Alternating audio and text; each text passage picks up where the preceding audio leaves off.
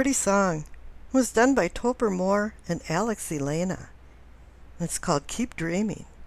And I appreciate that they offer it free for public domain use from YouTube Create. Now there's been a lot of talk about these eclipses and possible and subsequent social changes that could occur. There's been a lot of gloom and doom portents coming out, and I decided to pull some cards, do an associated rune, Ching, an astrology dice reading with it, and see what it had to say. And it really came out interesting, so entwined. All of the messages just reinforced each other. And I don't think it's going to be all that bad, but there's going to be some social changes, some radical, and maybe even some sudden and unexpected. Now I'm going to be doing my 7-point chakra spread. The cards on the left depict the past, and the bottom cards next to it is the base of the spine, which is your unconscious inner self. That's mixed up with all of your experiences and how you feel about life. And the cards above that are your sacrum or pelvic, which is about your spiritual growth and growth of all kinds. And above that, for feeling and sensing. This is where your gut feelings come in. Now this whole pillar is your unconscious inner self. Now the cards in the center are the heart of the matter, the heart of the situation. And the cards on the bottom right is for your throat. And this is communicating and teachings. The cards up above that is your third eye. And this is about seeing and envisioning, even enlightenment, because that has to do with the pineal gland and the activation through light. And the cards above that is your crown, which is knowing and understanding and applying it to wisdom. And the cards way on the right then are your future cards. Let's go back and take a look at the past cards first. I think the past cards really hit the nail on the head, because the Ten of Swords is about ruin. And a lot of times this card's called hit rock bottom. It's about backstabbing, betrayal, disloyalty, manipulation, misinformation that we've seen in the media, stressful conflicts that we see in the news all the time. And it can even be about personal bankruptcy, but I think this is more of a world bankruptcy. There's been betrayal on public and world levels that have escalated and will escalate even to a point that banks could become insolvent. And there might be a new form of exchange coming down the road. Since this Ten of Swords is about swords, which is air, words, communication, and intellect, this has to do with the tremendous power that malicious words that have been spoken or will be spoken, and as well deceitful words, untruthful words. Or maybe it's just an omission of words. But there will be some violence erupting, the presence of this card. And this may point to global dissension, protests over hegemonies and corruption, propaganda that we've seen. I see in my mind a lot of people just shaking their head in disgust.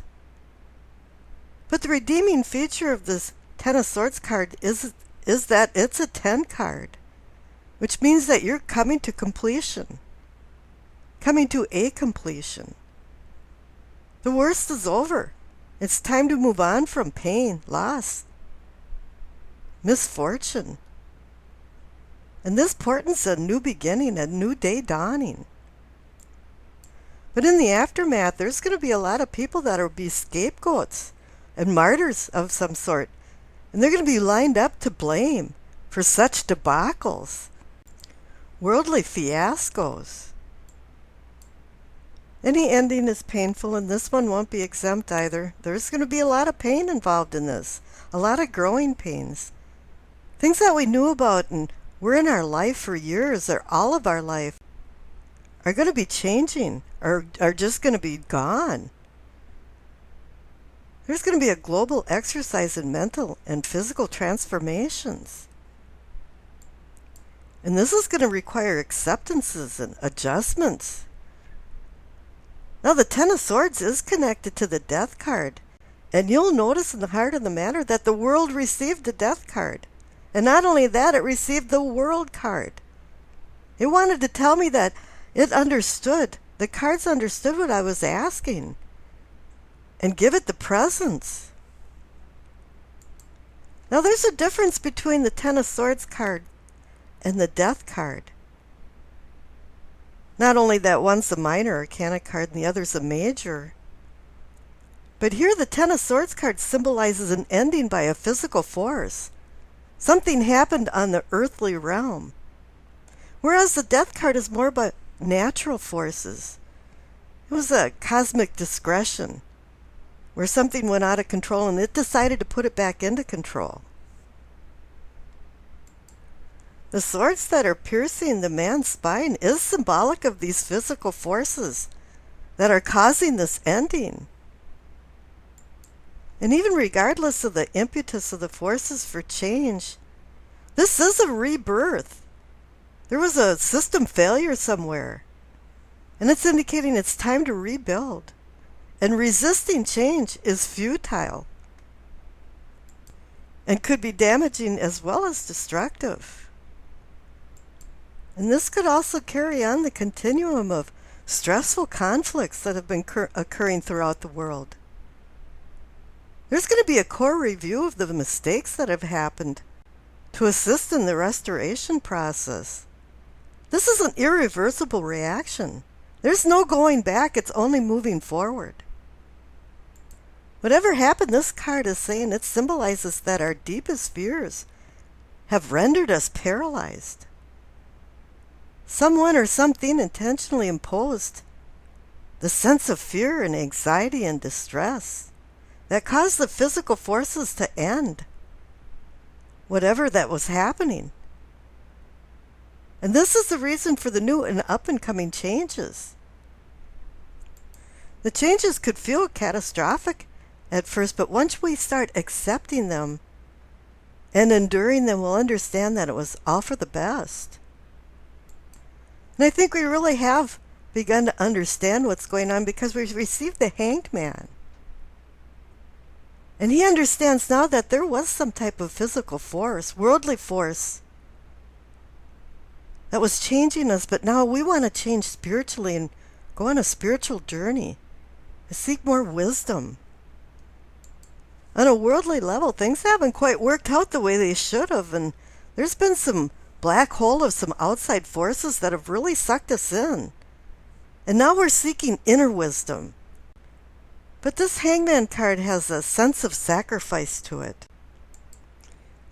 They say the man that's hanging in the card is the Norse god Odin. And he's of war and poetry and many other things. And they say he hung from the branch of their world tree for 9 days, peering into a well of destiny, to receive the mystic wisdom of the runes, secret magic letters. And that's how important communication was to the Old Norse. In the legend, they actually depict him dying and coming back to life in a rebirth. Where they're saying that he sacrificed himself to himself for a rebirth, conquering the struggles of the outside world and understanding it. And it's so funny, we received the Ansu's rune, which is Odin's rune, and it's about communication, creativity and divine power, wisdom, knowledge, reason, spiritual prophecies and revelations. All of this is about the eclipses that are happening, the releases, and then the endings and new beginnings. This is saying there's going to be a readjustment of spiritual order and stability coming. The Hangman card is a lesson about no longer controlling the physical world around you and allowing things to just go with the flow or take its natural course. In Tao, this is called wu-wei, non-doing, effortless doing. It wants you to look at things in different perspectives and in different lights and start relinquishing the old because the new is avidly seeking its place, allowing things to go with their natural flow without opposition. Anytime you see the presence of the hangman in a reading, this is a time for great reflection and not for action. This is a time to do some soul searching. Soul searching is probably the most painful exercise a human can do if it's done candidly. But it should be done and done frequently. What do you see when you look in the mirror? Do you like yourself? These are really poignant cards to get for the past world feeling. Now here at the base of your spine, you receive the Three of Wands and the Four of Pentacles. Now this base of your spine can be where the detritus and the sludge ends up settling, but here it's not so bad. But the Four of Pentacles is saying that you've been hanging on to something, or the world has been hanging on to something that doesn't serve them anymore. It can be people, property, belongings of any sort. This is called the Miser card, and it can say you have security and you have a lot of money in the bank. But then again, if things go insolvent, will that even matter? Would you be able to survive? But the Three of Wands is looking to the future. He has his back to you in the card, and that does say he's looking to the future. And this card is a movement card, a movement forward.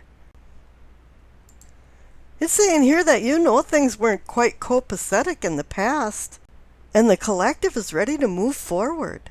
Wands is fire energy, and it brings inspiration, ambition, enthusiasm, and creativity with it. Now the cards up above for your sacrum and pelvic for your spiritual growth, you see the Five of Cups and the Seven of Swords. This is going back to the past feeling. The Five of Cups is sadness, despondency, and the big word here is despair.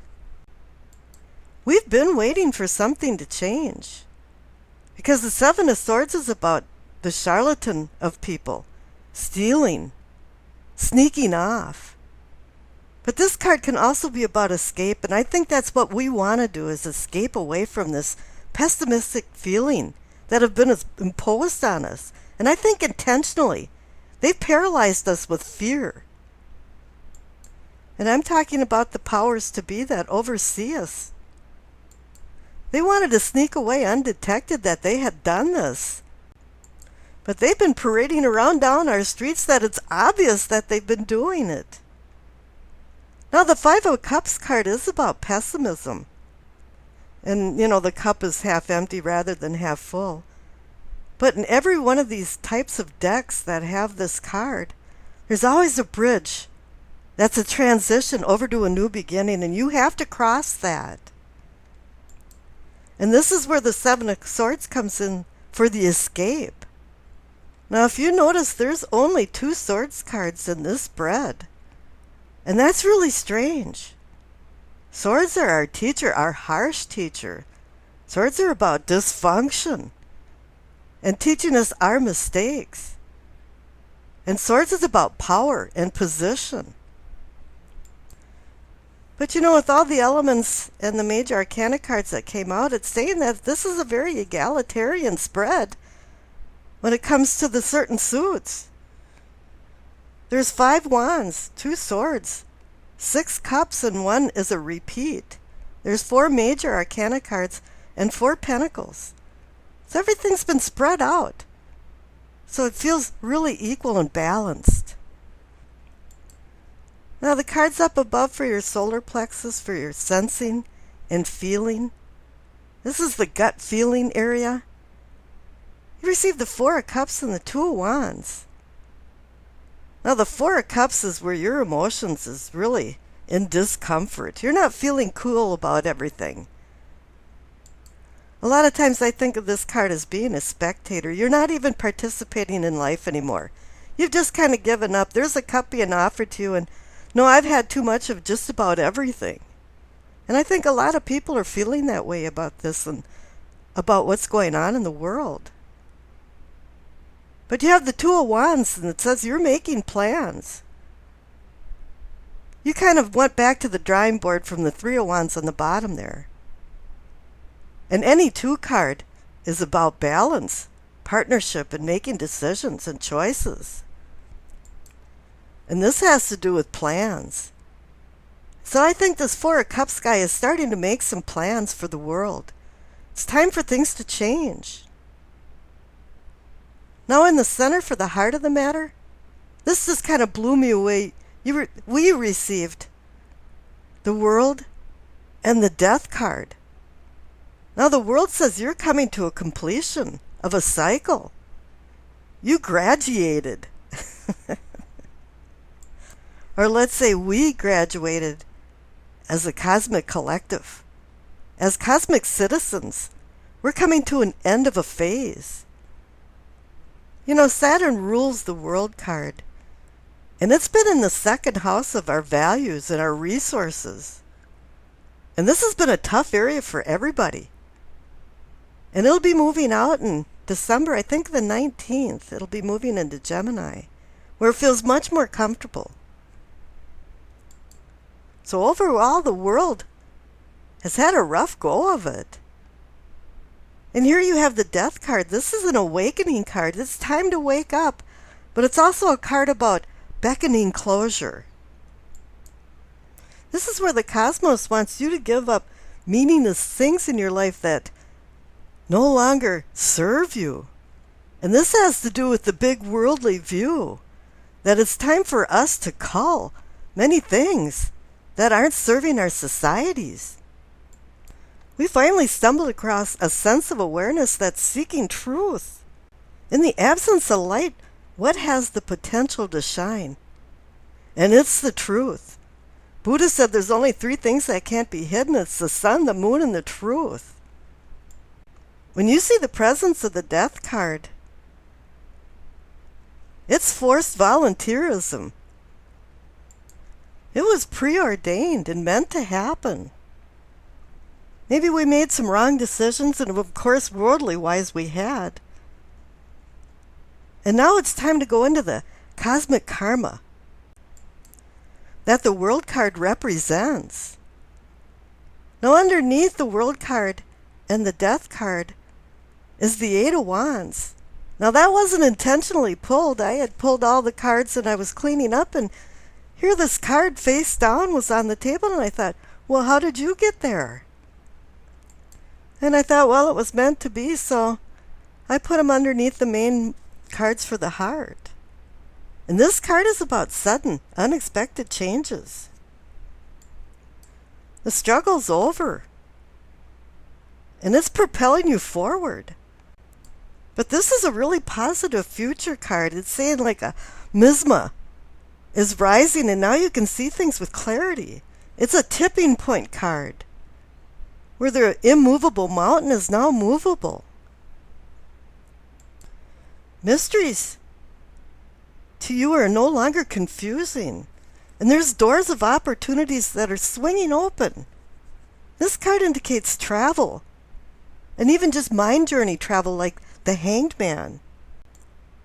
This forward movement like the Three of Wands is going to bring expansion from the closure of obstacles tumbling into your way and setbacks. This card emphasizes necessary changes and the to-do attitude that you're supposed to adopt. The number 8 is a card about strength, inner strength, authority, and even about your life path. The mixture of the Eight of Wands, the World card, and the Death card is just a glowing reassurance of life and of change. The only thing we can depend on in life is change. Now the cards on the bottom right for your throat, for your communicating and teaching, you receive the Three of Cups and the Ace of Cups. So all of this is about emotions and love. And the Three of Cups is about a shared accomplishment, or one that was supportive of many people. And we are collective citizens. And it's saying here that we're going to be celebrating some type of endpoint. And the Ace of Cups is a promise of a new beginning, to manifest deeper emotional bonds, love, between all levels of people, agape, brotherly love, to love affairs and romance. This is a new beginning. And the cards up above are the Ten of Cups and the Two of Pentacles. The Ten of Cups is a glimpse of heaven over the rainbow of cups. It's a card of happiness and contentment, particularly with family and friends. But we can scope this out on a bigger level in a world view. And the Two of Pentacles is about juggling ideas and decisions, keeping the balls up in the air and not letting them fall. Life is a juggling act. We have to make decision to decision to the decision to keep things in balance. And that's what it's saying. And this is a card about partnership too. And so is the Ten of Cups. But I think it's on more of a global level that it's talking about. That we're finding partnership balance on a global level. Now the cards up above for the Crown, the Queen of Wands, and the Nine of Pentacles. They're both excellent cards. Cards about satisfaction and achievement. There was hard work involved in trials and tribulations to get up there. But the Queen of Wands is about enthusiasm, bringing in the ambition of change. This is the only court card in this reading. And I find that very strange. There's going to be one person or one idea from a person that's going to lead all of this. And it could be a woman. Doesn't have to be, though. It could be somebody that's just personifying the Queen of Wands. But I have this feeling it's like with the buffalo and the horses.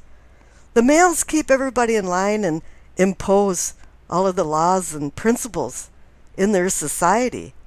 It's the females that show where the herd should go. And this is going to have something to do with a herding instinct. And with the Nine of Pentacles there, it's about bringing satisfaction into the party. This might have something to do with self-reliance on a big scale. Now the future cards, you receive Temperance, the Four of Wands. You can't see them there, but it's the King of Pentacles. And the Ten of Cups again. Temperance is saying she wants balance in the future. It's time to have patience and some moderation in certain ways, and knowing the difference between right and wrong. This is about a transformation too.